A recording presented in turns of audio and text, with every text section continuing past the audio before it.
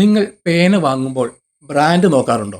ഓർമ്മയിൽ വരുന്ന പേരുകൾ പാർക്കർ, ലെക്സോർ, സെല്ലോ, റെയ്നോൾഡ്സ് അങ്ങനെ പോകുന്നു നിര. എന്നാൽ ഒരു കാലത്ത് ഇന്ത്യയിലെ പേനകളുടെ ഒരു ബ്രാൻഡ് ഐഡന്റിറ്റി ആയിരുന്നു റോട്ടോമാക്. ലിക്തേ ലിക്തേ ലവ് ഹോ ജായേ, അതായത് എഴുതി എഴുതി പ്രണയത്തിലാകുന്നു. ഈ പരസ്യവാചകത്തിലൂടെയും ഫിലിം സ്റ്റാർസിനെ വെച്ചുള്ള പരസ്യ ചിത്രങ്ങളിലൂടെയും റോട്ടോമാക് പേനകൾ ഓരോ വീട്ടിലും സുപരിചിതമായി. എന്നാൽ ഈ വിജയഗാഥയ്ക്ക് പിന്നിൽ വലിയൊരു തട്ടിപ്പിന്റെയും സാമ്പത്തിക ക്രമക്കേടുകളുടെയും കഥയുണ്ടായിരുന്നു. ആയിരക്കണക്കിന് കോടി രൂപയുടെ ബാങ്ക് വായ്പാ തട്ടിപ്പ് നടത്തിയെന്ന ആരോപണം. റോട്ടോമാക് ഗ്ലോബൽ പ്രൈവറ്റ് ലിമിറ്റഡിനെയും അതിന്റെ പ്രൊമോട്ടർ വിക്രം കോത്താരിയെയും വിവാദങ്ങളുടെ കേന്ദ്ര ബിന്ദുവാക്കി. റോട്ടോമാക്കിന്റെ തുടക്കം മുതൽ തകർച്ച വരെയുള്ള ഈ കഥ ഇന്ത്യൻ സാമ്പത്തിക ലോകത്തെ അക്ഷരാർത്ഥത്തിൽ ഞെട്ടിച്ച ഒന്നാണ്. നമസ്കാരം, ഞാൻ Ranjith Krishnan. Welcome back to my channel. Rotomac ഗ്രൂപ്പിന്റെ ചരിത്രം ആരംഭിക്കുന്നത് വിക്രം കോത്താരിയുടെ പിതാവായ മൻസുഖ് ഭായ് കോത്താരിയിൽ നിന്നാണ്. ഗുജറാത്തിൽ നിന്ന് കാൺപൂരിലെത്തിയ മൻസുഖ് ഭായ് കോത്താരി ആദ്യം ചെറിയ രീതിയിലുള്ള ബിസിനസ്സുകളാണ് ചെയ്തിരുന്നത്. അദ്ദേഹം പിന്നീട് പാൻ മസാല ബിസിനസ്സിലേക്ക് തിരിയുകയും പാൻ പരാഗ് എന്ന ബ്രാൻഡ് ആരംഭിക്കുകയും ചെയ്തു. പോക്കറ്റുകളിൽ കൊണ്ടു നടക്കാവുന്ന ചെറിയ പൗച്ചുകളിൽ പാൻ മസാല വിപണിയിൽ എത്തിച്ച പാൻ പരാഗ് പെട്ടെന്ന് തന്നെ വലിയ വിജയമായി മാറി.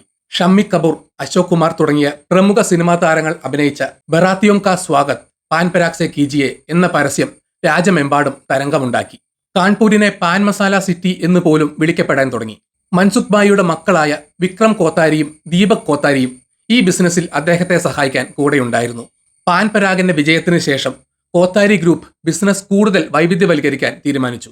അതിന്റെ ഭാഗമായാണ് 1992 റോട്ടോമാക് പെൻ പ്രൈവറ്റ് ലിമിറ്റഡ് എന്ന കമ്പനി ആരംഭിക്കുന്നത്. കുറഞ്ഞ വിലയിൽ മികച്ച നിലവാരമുള്ള പേനകൾ നിർമ്മിക്കുക എന്ന ലക്ഷ്യത്തോടെയാണ് റോട്ടോമാക് രംഗപ്രവേശം ചെയ്തത്. 1999 വിക്രം കോത്താരിയും സഹോദരൻ ദീപക് കോത്താരിയും തമ്മിൽ ബിസിനസ് പാർട്ടീഷൻ ചെയ്യാൻ തീരുമാനിച്ചു. പാൻ പരാഗ് ബിസിനസിന്റെ പൂർണ്ണ ചുമതല ദീപക് കോത്താരി ഏറ്റെടുത്തു. റോട്ടോമാക് പെൻ പ്രൈവറ്റ് ലിമിറ്റഡിന്റെ ഉടമസ്ഥാവകാശവും നടത്തിപ്പും വിക്രം കോത്താരിക്ക് ലഭിച്ചു. രണ്ടുപേരുടെയും പൂർണ്ണ സമ്മതത്തോടെ വളരെ സൗഹാർദ്ദപരമായ പാർട്ടീഷനായിരുന്നു ഇത്. വിക്രം കോത്താരിയുടെ നേതൃത്വത്തിൽ റോട്ടോമാക് പേനകൾ അതിവേഗം ജനപ്രീതി നേടി. ലിക്തേ ലിക്തേ ലവ് ഹോ ജായേ എന്ന പരസ്യവാചകം യുവാക്കൾക്കിടയിൽ വലിയ സ്വാധീനം ചെലുത്തി. സൽമാൻ ഖാൻ, രവീണ ടണ്ടൻ തുടങ്ങിയ സൂപ്പർ താരങ്ങളെ ബ്രാൻഡ് അംബാസഡർമാരാക്കിയുള്ള പരസ്യങ്ങൾ റോട്ടോമാക്കിനെ ഇന്ത്യൻ വിപണിയിലെ മുൻനിര പേന ബ്രാൻഡുകളിൽ ഒന്നാക്കി മാറ്റി. ലിങ്ക്, ലെക്സർ തുടങ്ങിയ അന്നത്തെ പ്രമുഖ ബ്രാൻഡുകൾക്ക് റോട്ടോമാക് ശക്തമായ വെല്ലുവിളി ഉയർത്തി. പേന ബിസിനസ്സിലെ വിജയത്തിന് ശേഷം Vikram Kothari Rotomac global private limited എന്ന് കമ്പനിയുടെ പേര് മാറ്റി. കൂടാതെ ബിസിനസ് കൂടുതൽ മേഖലകളിലേക്ക് വ്യാപിപ്പിച്ചു. റിയൽ എസ്റ്റേറ്റ്, മാളുകൾ, അതിൽ കാൺപൂരിലെ റേവ് 3 മാൾ, മൗത്ത് ഫ്രഷ്നറുകൾ, Kothari foods and fragrances, steel, infrastructure development, agriculture product export തുടങ്ങിയ വിവിധ മേഖലകളിൽ റോട്ടോമാക് സാന്നിധ്യം അറിയിച്ചു. റോട്ടോമാക് പേനകൾ 38 രാജ്യങ്ങളിലേക്ക് കയറ്റി അയച്ചിരുന്നു. രാജ്യത്തെ മികച്ച കയറ്റുമതിക്കാരനുള്ള പുരസ്കാരം വിക്രം കോത്താരിക്ക് അന്നത്തെ പ്രധാനമന്ത്രി അടൽ ബിഹാരി വാജ്പേയി സമ്മാനിച്ചിരുന്നു. ലയൺസ് ക്ലബ് അദ്ദേഹത്തെ ഗുഡ്വിൽ അംബാസഡറായും തിരഞ്ഞെടുത്തിരുന്നു. വിക്രം കോത്താരി ഒരു ഫ്ലാംബോയിൻ ബിസിനസ്സുകാരനായാണ് അറിയപ്പെട്ടിരുന്നത്. ആഡംബര കാറുകളോടും സെലിബ്രിറ്റീസ് നിറഞ്ഞ പാർട്ടികളോടും അദ്ദേഹത്തിന് വലിയ താല്പര്യമുണ്ടായിരുന്നു. കാൺപൂരിലെ തിലക് നഗറിലുള്ള സന്തുഷ്ടി എന്ന വിശാലമായ ബംഗ്ലാവ് അദ്ദേഹത്തിന്റെ ആഡംബര ജീവിതത്തിന് തെളിവായിരുന്നു. റോട്ടോമാക്കിന്റെ വളർച്ച അപ്രതീക്ഷിതമായിരുന്നെങ്കിലും 2000ത്തിന്റെ തുടക്കത്തിൽ പേന വിപണിയിൽ വില കുറഞ്ഞ റോളർ പേനകൾ വ്യാപകമായതോടെ റോട്ടോമാക് പേന ബിസിനസ്സിന് തിരിച്ചടി നേരിട്ടു. ഈ സാഹചര്യത്തിൽ വിക്രം കോത്താരി മറ്റ് ബിസിനസ് മേഖലകളിൽ കൂടുതൽ ശ്രദ്ധ കേന്ദ്രീകരിച്ചു. എന്നാൽ ഈ പുതിയ സംരംഭങ്ങൾ പ്രതീക്ഷിച്ച വിജയം നേടിയില്ല. റിപ്പോർട്ടുകൾ പ്രകാരം വിക്രം കോത്താരി ഷെയർ ട്രേഡിങ്ങുകളിൽ ഏർപ്പെട്ടിരുന്നു.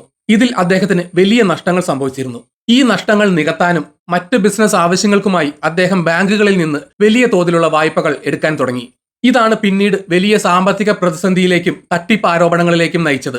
2018 ഫെബ്രുവരിയിൽ പഞ്ചാബ് നാഷണൽ ബാങ്കിൽ നീരവ് മോദി നടത്തിയ വായ്പാ തട്ടിപ്പ് പുറത്തു വന്നതിന് തൊട്ടു പിന്നാലെയാണ് റോട്ടോമാക് ഗ്ലോബലിനെതിരായ വായ്പാ തട്ടിപ്പ് ആരോപണങ്ങളും പുറത്തുവരുന്നത്. ബാങ്ക് ഓഫ് ബറോഡ നൽകിയ പരാതിയുടെ അടിസ്ഥാനത്തിൽ CBI റോട്ടോമാക് ഗ്ലോബൽ പ്രൈവറ്റ് ലിമിറ്റഡിനും അതിന്റെ ഡയറക്ടർമാരായ വിക്രം കോത്താരി, ഭാര്യ സാധന കോത്താരി, മകൻ രാഹുൽ കോത്താരി എന്നിവർക്കെതിരെ കേസെടുത്തു.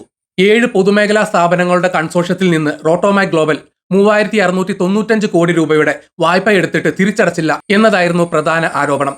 2008 മുതൽ 2013 വരെയുള്ള കാലയളവിലാണ് ഈ വായ്പകൾ എടുത്തത്. ഇന്ത്യൻ ഓവർസീസ് ബാങ്കിൽ നിന്ന് 771.07 കോടി രൂപ, ബാങ്ക് ഓഫ് ഇന്ത്യയിൽ നിന്ന് 754.77 കോടി രൂപ, യൂണിയൻ ബാങ്ക് ഓഫ് ഇന്ത്യയിൽ നിന്ന് 458.95 കോടി രൂപ, ബാങ്ക് ഓഫ് ബറോഡയിൽ നിന്ന് 456.63 കോടി രൂപ, അലഹബാദ് ബാങ്കിൽ നിന്ന് 330.68 കോടി രൂപ, ഓറിയന്റൽ ബാങ്ക് ഓഫ് കൊമേഴ്സിൽ നിന്ന് 97.47 കോടി രൂപ, ബാങ്ക് ഓഫ് മഹാരാഷ്ട്രയിൽ നിന്ന് 49.82 കോടി രൂപ. മൊത്തം 2919 കോടി രൂപയുടെ ഔട്ട്സ്റ്റാൻഡിംഗ് ബാലൻസും പലിശയും പിഴകളും ഉൾപ്പെടെയാണ് ഇത് 3695 കോടി രൂപയായത്. റോട്ടോമാക് വായ്പ എടുക്കാൻ പ്രധാനമായും ഉപയോഗിച്ചത് ലെറ്റർ ഓഫ് ക്രെഡിറ്റ് അഥവാ LC സംവിധാനമാണ്. ഇത് ഇന്റർനാഷണൽ ട്രേഡിംഗിൽ ഉപയോഗിക്കുന്ന ഒരു പണമിടപാട് രീതിയാണ്. ഒരു ബാങ്ക് അതിന്റെ ഉപഭോക്താവിന് വേണ്ടി ഒരു നിശ്ചിത തുക നിശ്ചിത സമയത്തിനുള്ളിൽ ഒരു പ്രത്യേക കച്ചവടത്തിന് വേണ്ടി നൽകുമെന്ന് ഉറപ്പ് നൽകുന്നതാണ് ലെറ്റർ ഓഫ് ക്രെഡിറ്റ് അഥവാ LC. ഈ LC ഉപയോഗിച്ച് ഉപഭോക്താവിന് സാധനങ്ങൾ വാങ്ങുകയോ വിൽക്കുകയോ ചെയ്യാം. റോട്ടോമാക് ഗ്ലോബൽ വിദേശത്തുള്ള തങ്ങളുടെ വാങ്ങുന്നവർക്കും വിതരണക്കാർക്കും പണം നൽകുന്നതിന് വേണ്ടിയാണ് LCകൾ എടുത്തത് എന്നാണ് ബാങ്കുകളെ അറിയിച്ചിരുന്നത്. എന്നാൽ CBIയും മറ്റ് അന്വേഷണ ഏജൻസികളും നടത്തിയ അന്വേഷണത്തിൽ ഈ കച്ചവടങ്ങൾ പലതും വ്യാജമായിരുന്നു എന്ന് കണ്ടെത്തി. നിലവിലില്ലാത്ത കയറ്റുമതി ഓർഡറുകൾക്ക് വേണ്ടിയാണ് റോട്ടോമാക് ബാങ്കുകളിൽ നിന്ന് LCകൾ എടുത്തത്. ഉദാഹരണത്തിന് സിംഗപ്പൂരിലേക്ക് ഗോതമ്പ് കയറ്റി അയക്കാൻ ഓർഡറുകൾ ലഭിച്ചു എന്ന് കാണിച്ച് LC എടുത്തു. എന്നാൽ യഥാർത്ഥത്തിൽ അങ്ങനെ ഒരു കയറ്റുമതി നടന്നിരുന്നില്ല. കച്ചവടം നടന്നതായി കാണിക്കാൻ റോട്ടോമാക് വ്യാജ ബിൽ ഓഫ് ലേഡിംഗ്, അതായത് കപ്പലിൽ സാധനങ്ങൾ കയറ്റി അയച്ചതിന്റെ രേഖ, ഇൻവോയ്സുകൾ, മറ്റ് അനുബന്ധ രേഖകൾ എന്നിവ ബാങ്കുകളിൽ സമർപ്പിച്ചു. പലപ്പോഴും രേഖകളുടെ ഫോട്ടോ കോപ്പികൾ മാത്രമാണ് നൽകിയിരുന്നത്. യഥാർത്ഥ രേഖകൾ ഇറക്കുമതിക്കാരന് അയച്ചു എന്ന് കമ്പനി പറഞ്ഞിരുന്നു. LC വഴി ലഭിച്ച പണം യഥാർത്ഥ കച്ചവടത്തിന് ഉപയോഗിക്കുന്നതിന് പകരം റോട്ടോമാക് മറ്റ് ആവശ്യങ്ങൾക്ക് വകമാറ്റി. വിദേശത്തുള്ള തങ്ങളുടെ തന്നെ ഷെൽ കമ്പനികളിലേക്ക് പണം അയക്കുകയും പിന്നീട് അത് റോട്ടോമാക് ഗ്രൂപ്പിലേക്ക് തന്നെ തിരികെ കൊണ്ടുവരികയും ചെയ്തു. ഇതിനെ റൗണ്ട് ട്രിപ്പിംഗ് എന്ന് വിളിക്കുന്നു. റോട്ടോമാക്കിന്റെ മിക്ക കച്ചവടങ്ങളും വിദേശത്തുള്ള തങ്ങളുടെ തന്നെ ഗ്രൂപ്പ് കമ്പനികളുമായിട്ടായിരുന്നു. ഇത് യഥാർത്ഥ കച്ചവടമായിരുന്നില്ലെന്നും പണം തിരികെ കൊണ്ടുവരാനുള്ള മാർഗം മാത്രമായിരുന്നു എന്നും അന്വേഷണത്തിൽ കണ്ടെത്തി. ഈ രീതിയിൽ ബാങ്കുകളിൽ നിന്ന് ലഭിച്ച കോടിക്കണക്കിന് രൂപ റോട്ടോമാക് തിരികെ അടച്ചില്ല. വായ്പകൾ നിഷ്ക്രിയ ആസ്തികളായി മാറി. അതിനെ നോൺ പെർഫോമിംഗ് അസറ്റ്സ് അഥവാ NPA എന്ന് വിളിക്കും.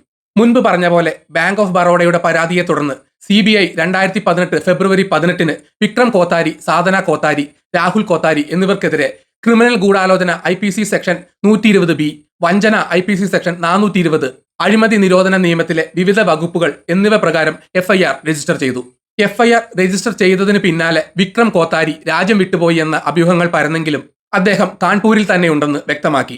എന്നാൽ ദിവസങ്ങൾക്ക് ശേഷം CBI അദ്ദേഹത്തെയും മകൻ രാഹുൽ കോത്താരിയെയും കാൺപൂരിൽ നിന്ന് കസ്റ്റഡിയിലെടുത്ത് ചോദ്യം ചെയ്യാനായി ഡൽഹിയിലേക്ക് കൊണ്ടുപോയി. വിശദമായ ചോദ്യം ചെയ്യലിന് ശേഷം 2018 ഫെബ്രുവരി 22 CBI ഇരുവരെയും അറസ്റ്റ് ചെയ്തു. ചോദ്യം ചെയ്യലിൽ വിക്രം കോത്താരി സഹകരിച്ചില്ലെന്നും ഷെൽ കമ്പനികളെക്കുറിച്ചോ പണം എന്തു ചെയ്തു എന്നതിനെക്കുറിച്ചോ വിവരങ്ങൾ നൽകിയില്ലെന്നും CBI വൃത്തങ്ങൾ അറിയിച്ചു. CBIക്ക് പുറമെ എൻഫോഴ്സ്മെന്റ് ഡയറക്ടറേറ്റും റോട്ടോമാക് ഗ്ലോബലിനും കോത്താരി കുടുംബാംഗങ്ങൾക്കുമെതിരെ കള്ളപ്പണം വെളുപ്പിക്കൽ നിരോധന നിയമം, prevention of money laundering act PMLA പ്രകാരം കേസെടുത്തു. ബാങ്കുകളിൽ നിന്ന് ലഭിച്ച പണം എങ്ങനെയെല്ലാം വകമാറ്റി, എവിടെയെല്ലാം നിക്ഷേപിച്ചു എന്ന് കണ്ടെത്തുകയായിരുന്നു EDയുടെ ലക്ഷ്യം. അന്വേഷണത്തിന്റെ ഭാഗമായി CBIയും EDയും വിക്രം കോത്താരിയുടെയും റോട്ടോമാക് ഗ്രൂപ്പിന്റെയും വിവിധ ഓഫീസുകളിലും വസതികളിലും റെയ്ഡുകൾ നടത്തി. കാൺപൂരിലെ അദ്ദേഹത്തിന്റെ ആഡംബര ബംഗ്ലാവ് ഉൾപ്പെടെയുള്ള സ്വത്തുക്കൾ കണ്ടുകെട്ടി. 2018 മെയ് മാസത്തിൽ ED റോട്ടോമാക് ഗ്ലോബലിന്റെയും ഡയറക്ടർമാരുടെയും 177 കോടി രൂപയുടെ സ്വത്തുക്കൾ കണ്ടുകെട്ടിയതായി അറിയിച്ചു. ഇതിൽ ഭൂമി, കെട്ടിടങ്ങൾ, യന്ത്രസാമഗ്രികൾ, ബാങ്ക് അക്കൗണ്ടുകൾ എന്നിവ ഉൾപ്പെടുന്നു. വിക്രം കോത്താരിയും രാഹുൽ കോത്താരിയും ജാമ്യത്തിനായി ലഭിച്ചെങ്കിലും കോടതി ജാമ്യം നിഷേധിച്ചു. കേസിൽ CBIയും EDയും കുറ്റപത്രങ്ങൾ സമർപ്പിച്ചു. റോട്ടോമാക് ഗ്രൂപ്പ് യഥാർത്ഥ ബിസിനസ് ഇടപാടുകൾ നടത്തിയിരുന്നില്ലെന്നും ബാങ്കുകളെ കബളിപ്പിച്ച് പണം തട്ടിയെടുക്കുകയായിരുന്നു ലക്ഷ്യമെന്നും അന്വേഷണ ഏജൻസികൾ കോടതിയിൽ വ്യക്തമാക്കി. റോട്ടോമാക് കേസിൽ നിയമ നടപടികൾ തുടരുന്നതിനിടെ 2022 ജനുവരി 4 വിക്രം കോത്താരി കാൺപൂരിലെ വസതിയിൽ മരിച്ച നിലയിൽ കാണപ്പെട്ടു. ബാത്റൂമിൽ വീണ് തലയ്ക്ക് ഗുരുതരമായി പരിക്കേറ്റതാണ് മരണകാരണമെന്നാണ് റിപ്പോർട്ടുകൾ. മരിക്കുമ്പോൾ അദ്ദേഹത്തിന് 73 വയസ്സായിരുന്നു. റോട്ടോമാക് കേസിൽ പ്രധാന പ്രതിയായിരുന്ന വിക്രം കോത്താരിയുടെ മരണം കേസിന്റെ തുടർ നടപടികളെ ഒരു പരിധിവരെ സ്വാധീനിച്ചു. വിക്രം കോത്താരിയുടെ മരണശേഷവും റോട്ടോമാക് ഗ്ലോബൽ പ്രൈവറ്റ് ലിമിറ്റഡിനെതിരായ കേസുകൾ തുടരുകയാണ്. അദ്ദേഹത്തിന്റെ ഭാര്യ സാധന കോത്താരിയും മകൻ രാഹുൽ കോത്താരിയും കേസിലെ പ്രതികളാണ്. CBIയും EDയും കേസിൽ കൂടുതൽ അന്വേഷണങ്ങൾ നടത്തുകയും നിയമ നടപടികളുമായി മുന്നോട്ടു പോവുകയും ചെയ്യുന്നു. ബാങ്കുകളുടെ നഷ്ടം വീണ്ടെടുക്കാനുള്ള നടപടികളും തുടരുന്നുണ്ട്. റോട്ടോമാക് ഗ്രൂപ്പിന്റെ കണ്ടുകെട്ടിയ സ്വത്തുക്കൾ ലേലം ചെയ്ത് പണം ഈടാക്കാൻ ബാങ്കുകൾ ശ്രമിക്കുന്നുണ്ട്. റോട്ടോമാക് കേസ് ഇന്ത്യൻ ബാങ്കിംഗ് മേഖലയിലെ സുപ്രധാനമായ ഒരു ഉദാഹരണമാണ്. വ്യാജരേഖകൾ ഉപയോഗിച്ച് എങ്ങനെ വായ്പകൾ തട്ടിയെടുക്കാം എന്നതിന്റെയും കോർപ്പറേറ്റ് ഭരണത്തിലെ വീഴ്ചകളുടെയും ചിത്രം ഈ കേസ് തുറന്നുകാട്ടി. നീരവ് മോദി, മെഹുൽ ചോക്സി, വിജയ് മാല്യ തുടങ്ങിയവർ ഉൾപ്പെട്ട വലിയ സാമ്പത്തിക തട്ടിപ്പുകൾക്കൊപ്പം റോട്ടോമാക് കേസും ഇന്ത്യൻ സമ്പദ് വ്യവസ്ഥയ്ക്ക് വലിയ വെല്ലുവിളിയായി. ഇത്തരം തട്ടിപ്പുകൾ തടയുന്നതിനായി ബാങ്കുകൾ അവരുടെ വായ്പാ നടപടിക്രമങ്ങൾ കൂടുതൽ ശക്തമാക്കുകയും നിരീക്ഷണം വർദ്ധിപ്പിക്കുകയും ചെയ്യേണ്ടതിന്റെ ആവശ്യകത ഈ കേസ് അടിവരയിടുന്നു. ഒരു കാലത്ത് പേന വിപണിയിൽ തിളങ്ങി നിന്ന റോട്ടോമാക് എന്ന ബ്രാൻഡ് ഇന്ന് ആയിരക്കണക്കിന് കോടി രൂപയുടെ ബാങ്ക് തട്ടിപ്പിന്റെ പ്രതീകമായി മാറിയിരിക്കുന്നു. വിക്രം കോത്താരിയുടെ ഉയർച്ചയും തകർച്ചയും ഇന്ത്യൻ ബിസിനസ് ലോകത്തിന് ഒരു പാഠമാണ്. നിയമങ്ങൾ പാലിക്കാതെയും ധാർമ്മികതയില്ലാതെയും നടത്തുന്ന ബിസിനസ് എത്ര വലിയ വിജയമായാലും അത് നിലനിൽക്കില്ല എന്ന ഓർമ്മപ്പെടുത്തൽ. റോട്ടോമാക് കേസിന്റെ പൂർണ്ണമായ നിയമപരമായ പരിസമാപ്തി ഇനിയും അകലെയാണെങ്കിലും അതിന്റെ കഥ ഇന്ത്യൻ സാമ്പത്തിക ചരിത്രത്തിലെ ഒരു കറുത്ത അധ്യായമായി എന്നും നിലനിൽക്കും. ഈ വീഡിയോ ഇവിടെ വെച്ച് നിർത്തുന്നു. നിങ്ങൾക്ക് വീഡിയോ ഇഷ്ടപ്പെട്ടെങ്കിൽ ലൈക്ക് ചെയ്യുക. ചാനൽ സബ്സ്ക്രൈബ് ചെയ്തിട്ടില്ലെങ്കിൽ മറക്കാതെ സബ്സ്ക്രൈബ് ചെയ്യണം. നിങ്ങളുടെ വിലയേറിയ അഭിപ്രായങ്ങൾ കമന്റിൽ രേഖപ്പെടുത്തണം. നോട്ടിഫിക്കേഷൻ ബെൽ ബട്ടൺ അമർത്താൻ മറക്കരുത്. മറ്റൊരു വീഡിയോയുമായി വീണ്ടും കാണാം. ബൈ.